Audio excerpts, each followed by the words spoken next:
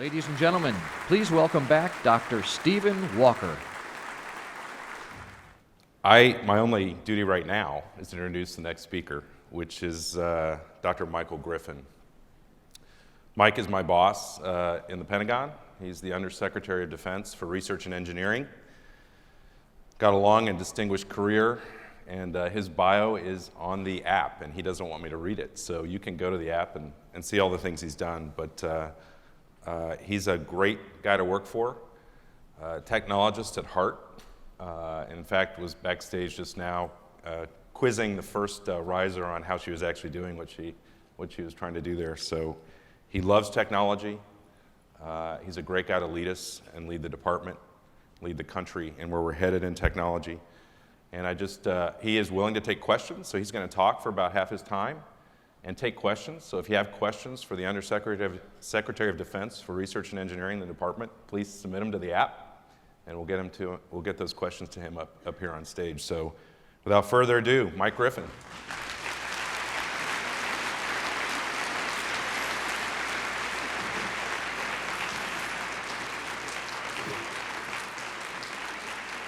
Well, Steve, thanks for inviting me to be a part of this. DARPA is quite an organization, and I was asking questions of one of the earlier presenters because she was doing stuff I couldn't have imagined back when I was working on phased arrays. Doing phased arrays at optical frequencies is just beyond anything my generation would have ever conceived, but oh well. That's why we have DARPA. As I said, I'm going to spend maybe as much as half my time talking, and then I'd like to open it for questions for all of you. DARPA is a stunning organization. Its reputation,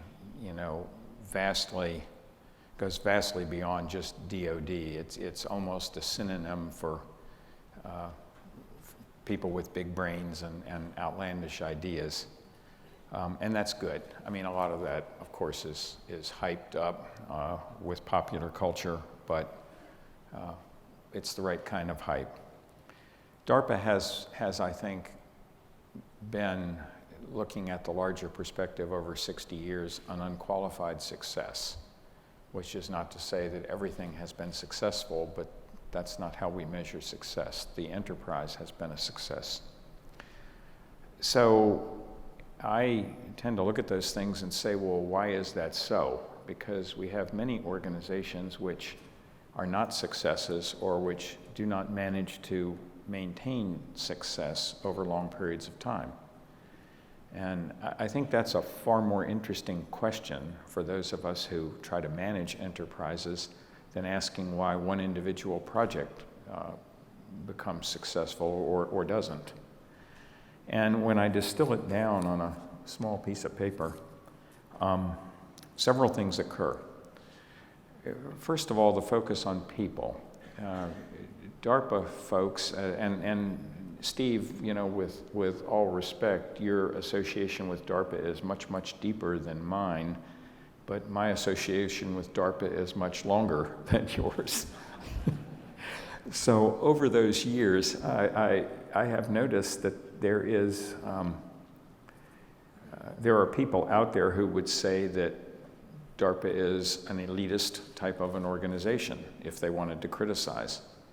But actually that's a true statement if you strip it of the pejorative tones that it sometimes has. DARPA unabashedly looks for, hires, brings on board the best people. And if you cannot compete at the level of the best people, and by the way, I'm glad I no longer have to compete with these kids. Geez. If you can't compete at the top of the game, whatever game you're in, and DARPA is in many, many different games, as you've seen the last few days, but if you can't compete at the top of your game, DARPA doesn't have a place for you. And that's a good thing. In my lifetime, I have watched this country go from celebrating excellence to celebrating averageness. And that's not a good trend. That trend is not in evidence at DARPA. At DARPA, we still celebrate excellence. Nothing is more important than that. At DARPA, process is treated with a dismissive air. I have noted a time or two over the course of my own career in interacting with DARPA from various organizational positions that possibly process is treated a little too dismissively. But if I were going to pick an error to make, that would be the one. I have been observed since taking this job. I commented to Chairman Thornberry of the House Armed Services Committee, someone whose influence on our activities is quite profound. And in our first meeting after I was confirmed, he said, well, you know, we're behind. We need to regain our preeminence. What can we do to do that? And my instant response was, well, sir, we've become overwhelmed by process. I said, we have a choice. We can either maintain our preeminence or we can maintain our process, but we cannot do both. And that was my honest answer, I mean, from the heart. DARPA maintains its emphasis on preeminence and does only that process which is necessary. And I hope no DARPA director of the future ever does anything except try to beat back process rather than add to it. Now, DARPA is focused, so third point is, I actually have a program management course that I have taught at the university level and otherwise maybe 24 times.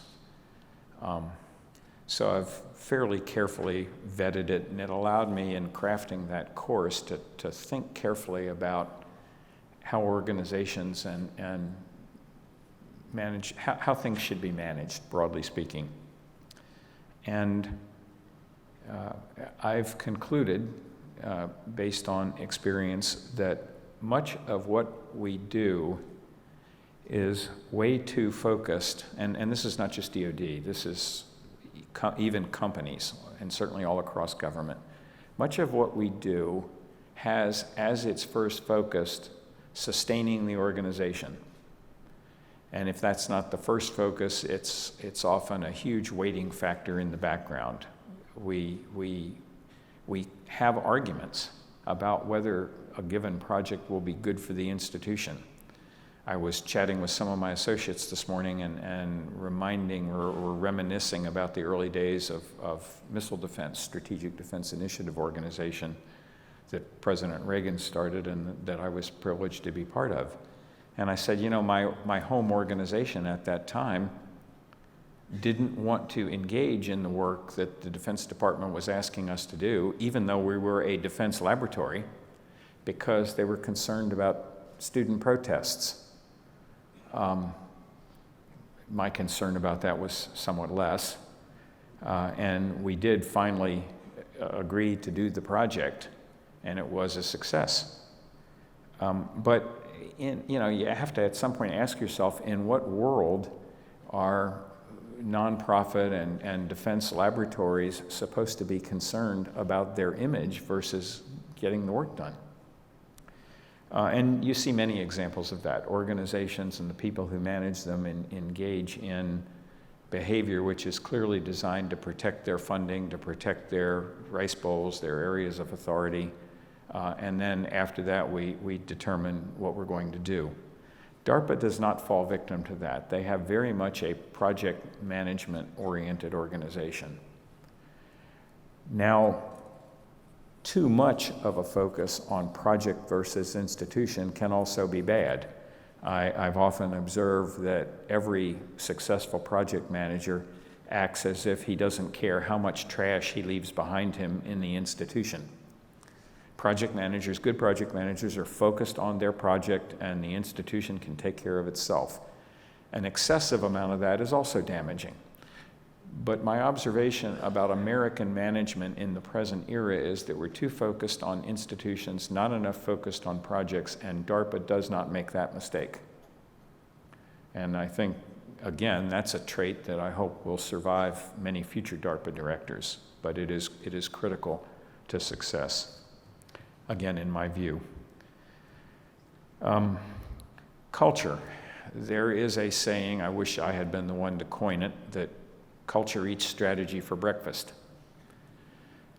In helping to be a part of many organizations, I certainly would observe the truth of that remark.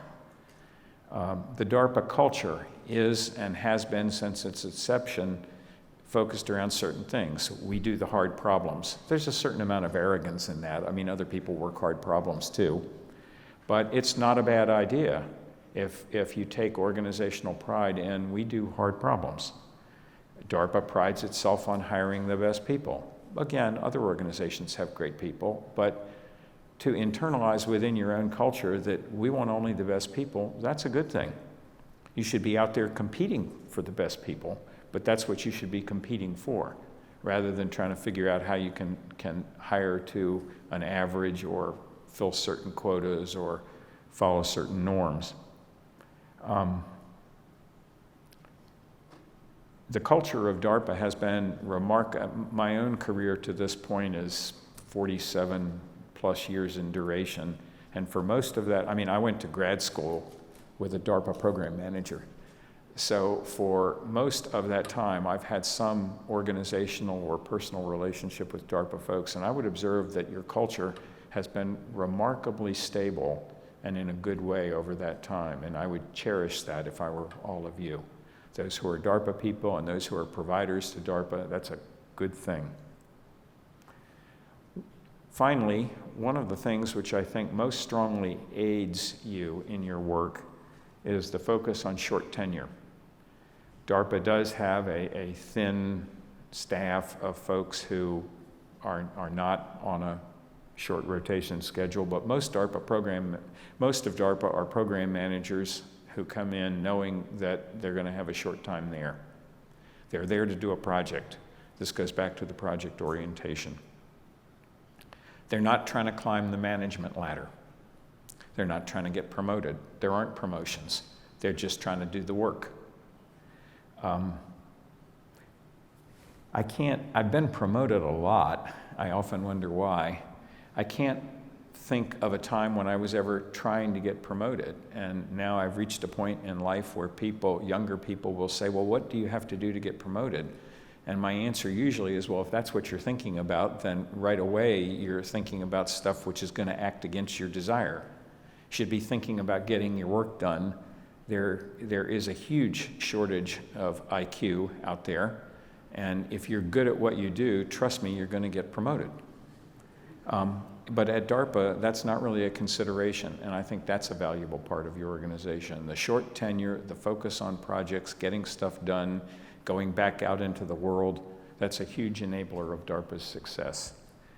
Many of these traits could be adopted by other organizations, both in and outside government, and I think it would be to our benefit if it were spread more widely. I know you haven't thought of this, Steve, but it might be time at some point to craft an outreach program on how DARPA manages.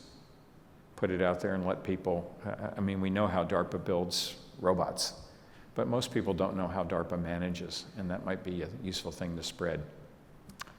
Let me stop and take whatever questions people might have.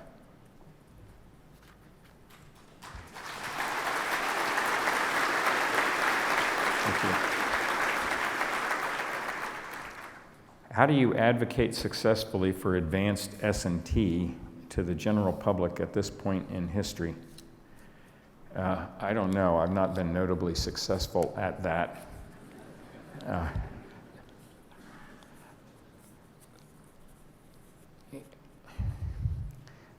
I guess I can say that in many ways I commented earlier about the reluctance of people in the present era to advocate for excellence, to seek excellence. People want to be average. The whole culture drives us to that. when somebody calls me a geek, I'm immediately aware that A, it's true, and B, it's not a compliment. It would be nice if we went, I guess I would say, I don't mean literally on the offensive, but it would be nice if we promulgated what it is we do. To pick one minor example, when I explain to people that you're not going to have ATM transactions without GPS and the timing signal that it provides to almost all people who use timing signals for digital communications, they are, unless they're people like us, they're invariably mystified. They have no idea that there is any relationship between their point of sale transactions and what goes on in space, in our GPS constellation. And there are many, many, many, many more examples. Spreading those around, we can't successfully advocate for S&T without fundamentally returning our culture to what it was. I remember I was 8 years old when Sputnik launched, and I benefited from the American public reaction to Sputnik when all of a sudden we realized that we needed to get ahead in S&T. So the founding event for DARPA, of course, had much greater ramifications, and for a decade or so, we lauded as a culture those people who could speak science and technology. Not so much anymore. So I think that's the first step. What trends are making your job easier? What trends are making your job harder? I work for one of the very best bosses I have ever known, Secretary Mattis, and his deputy, Pat Shanahan, is equally impressive, and they don't have the same skill set. But I like and admire both of them, and that makes my job easier. The Congress today, and I've been working with multiple Congresses for well over 30 years now. That's not a favorable statement to make. The Congress today is as positively disposed to what we in the Department of Defense and in the aerospace and defense industry broadly do as I have ever seen it. They seem really to recognize the truth of what is in our new national defense strategy, that we have returned to an era of great power competition that many people thought went away with the fall of the Berlin Wall and the breakup of the Soviet Union. Those of us who are more cynically paranoid never thought that, but we were not necessarily in charge. So there is a return to great power competition. The Congress has recognized it. They have graced us with money. They have graced us with permission. They have graced us with trust. Every time I'm on the Hill, someone is asking me, of either party, what can we do to help? That is a fairly recent trend, and one which I am extraordinarily happy to see and very grateful for. What trends are making my job harder? We are a very rich country, and we can afford, as a country, to hire an awful lot of people in government and industry and put them in non-value-added jobs, where they have a function, and like most people, they want to do well, they want to do good, they want to contribute, they want to be a part of the effort. And the general way that they can be a part of the effort is to overstudy something, over-examine it, over-analyze it, and just generally slow things down. In almost, in almost every venue that I appear, I remind people that this secretary wants us to move fast. He wants us to deliver weapons, not work on interesting projects. If those two happen to coincide, that's fine, but what he wants is capability. So in almost every venue that I appear, I tell people you have a secretary, you have a deputy secretary, you have an undersecretary for R&E, which is the development organization, and you have service secretaries who are leaning forward to get you to go faster on what you're doing. But I can't reach down through 5 levels of the organization and work at the group level and decide whose job is not really that important and assign that person to something more important and weed out processes. Only you can look at your processes and decide if they are helping you or just slowing you down.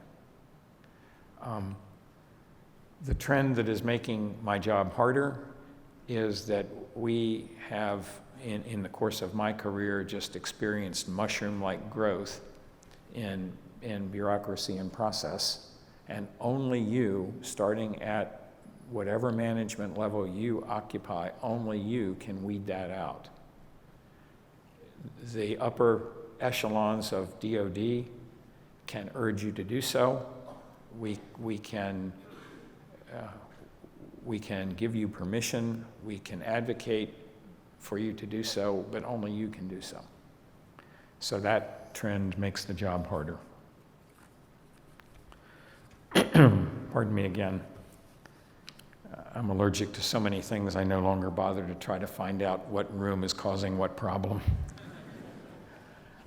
How do you see the respective roles of DARPA, SCO, and DIU?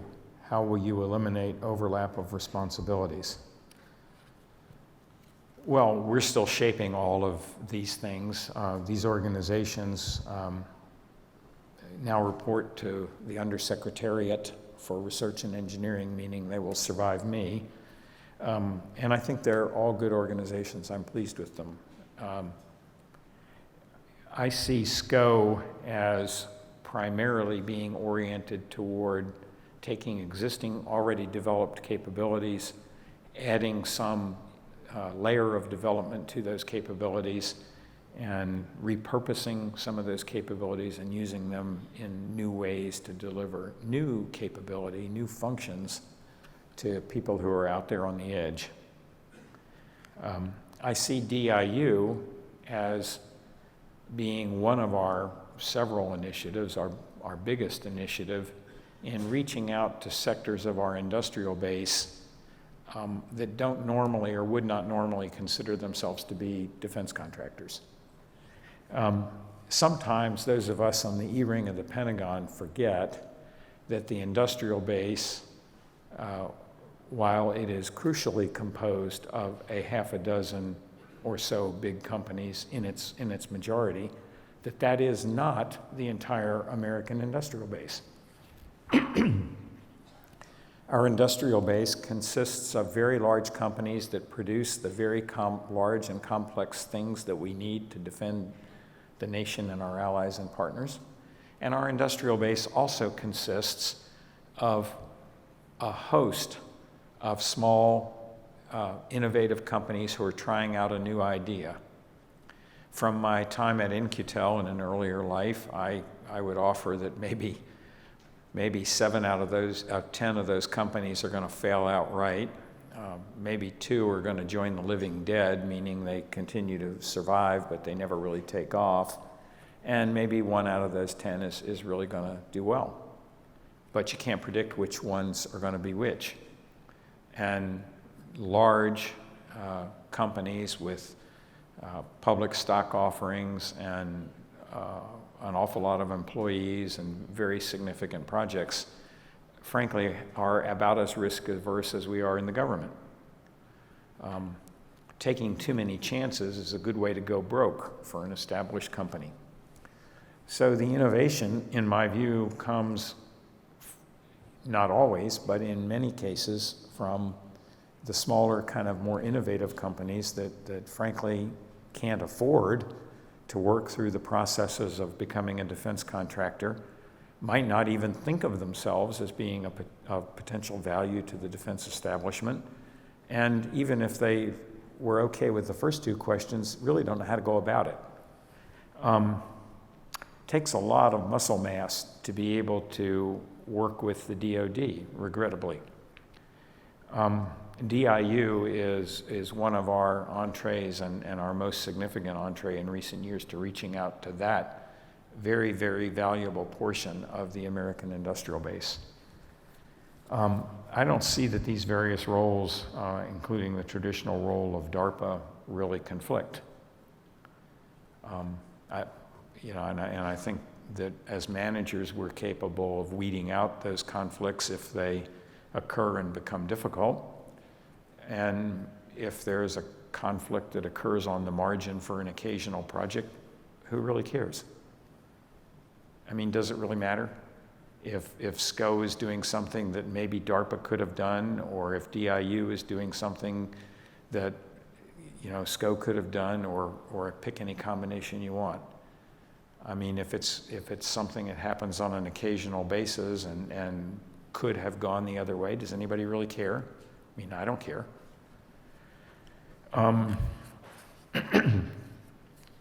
If we're focused first, in that previous vein, if we focus first on what it is we're trying to do, and secondarily on who's trying to do it, then I think we'll be in the right place. Is increased mission-specific work at DARPA going to limit the freedom and potentially radical advances of open-ended research? I hope not. I trust Steve completely to keep the right balance between mission focus and developing the new technologies that allow future DARPA directors to aim those technologies at future missions. We always have to have that balance. Pardon me again. DARPA is justifiably proud 60 years ago of its initial work in developing the F-1 engine, which showed up on the bottom of the Saturn V launch vehicle for the Apollo program. DARPA did not take the F-1 to completion or anything like it. It got the program started. I seriously doubt that the NASA of that era would have dared to develop a 1.6 million pound LOX kerosene engine to go to the moon if somebody had not already begun the fundamental S&T work to think of such a thing. The rocket engines we were building in that era were literally a factor of 10 and more smaller, and that was the state of the art. So you're not going to have mission-specific focus in the future if you don't do S&T focus now, and I think our DARPA directors understand that perfectly well. On the other hand, if DARPA cannot be casting its eyes upon the real mission needs of real operators, then in the end, what good are you? Okay, I mean, at some point, somebody has to use what you do. And maintaining that balance is, if there is a core function of the DARPA director, that would be it. So I'm not worried that we're going to lose that.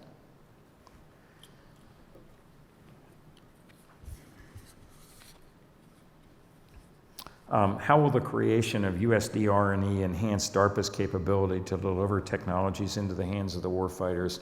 It won't. I don't add any value to DARPA.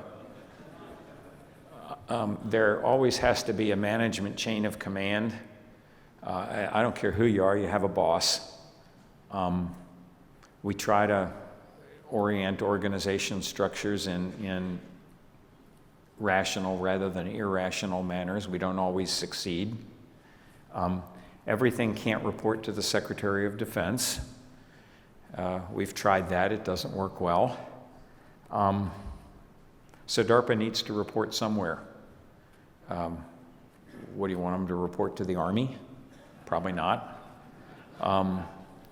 In splitting AT&L into acquisition and sustainment versus research and engineering, so if DARPA is going to not report to the Secretary of Defense, and if they're not going to report to a service secretary, they got to report to an undersecretary.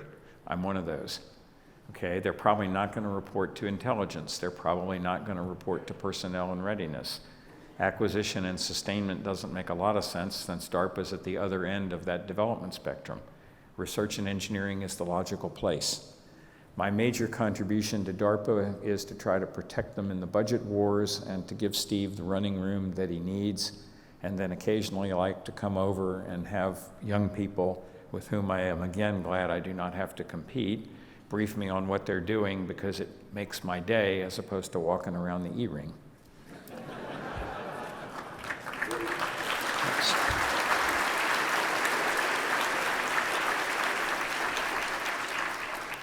My job's to think about what I can do for DARPA, not what they can do for me.